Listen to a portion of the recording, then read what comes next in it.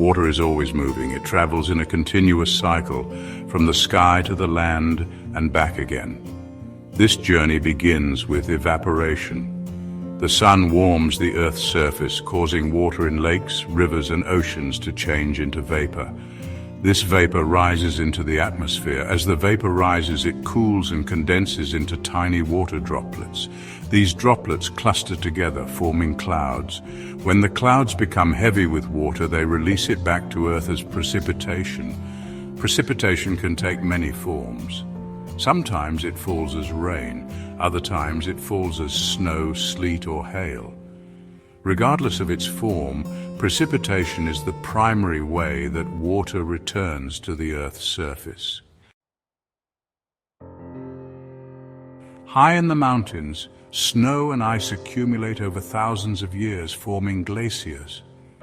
These glaciers are like frozen rivers, slowly flowing downhill under their own weight.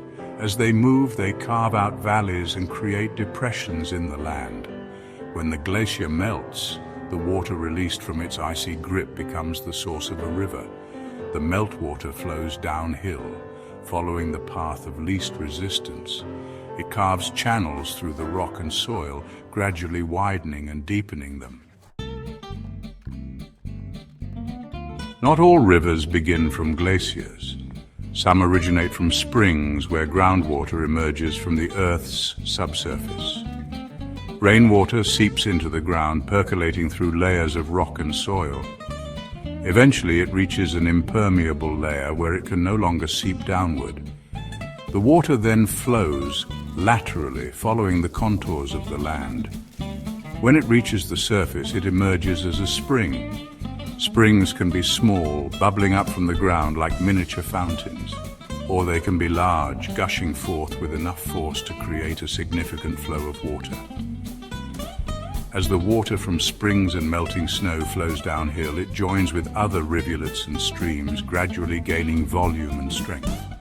These small waterways, often hidden amidst forests or tumbling down rocky slopes, are the capillaries of a river system, feeding into larger and larger channels. Tributaries, rivers joining hands. As a river flows downstream, it gathers water from numerous tributaries. Tributaries are smaller streams or rivers that flow into a larger river. They are like the branches of a tree, spreading out and collecting water from a wider area. Each tributary contributes its own flow to the main river, increasing its volume and power. The confluence of a tributary with a main river is often a place of great beauty and ecological significance. The mixing of waters creates diverse habitats for a wide variety of plants and animals.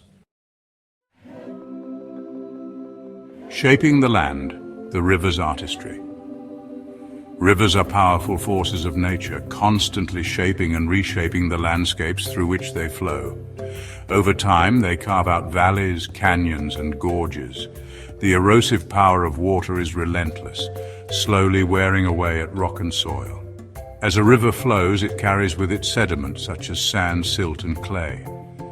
This sediment is deposited along the river's course, creating floodplains, deltas, and other landforms. These depositional features are often fertile grounds for agriculture, supporting human settlements for millennia. Rivers and civilization, a lifeblood for humanity. Throughout history, rivers have played a vital role in the development of human civilization. They provide water for drinking, irrigation, and transportation. They also serve as sources of food, recreation, and inspiration. Many of the world's earliest civilizations arose in river valleys. The Nile River in Egypt, the Tigris and Euphrates rivers in Mesopotamia, and the Indus River in India all supported the growth of great civilizations. These rivers provided the water and fertile soil necessary for agriculture, allowing populations to grow and thrive. Today, billions of people around the world depend on rivers for their livelihoods. Rivers are essential for transportation, providing waterways for shipping goods and people.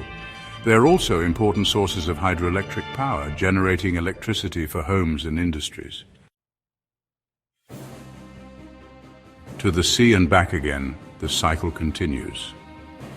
The journey of a river culminates in its confluence with the ocean. Here, the fresh water of the river mixes with the salt water of the sea, creating a unique and dynamic ecosystem known as an estuary. Estuaries are highly productive environments, supporting a rich diversity of plant and animal life. As the river's fresh water enters the ocean, it evaporates, rising into the atmosphere and beginning the water cycle anew. The water that flows into the sea is not lost, it simply rejoins the vast reservoir of water that covers our planet. The journey of a river from the sky to the sea and back again is a testament to the interconnectedness of all living things. It is a cycle that has been repeating itself for billions of years, sustaining life on Earth.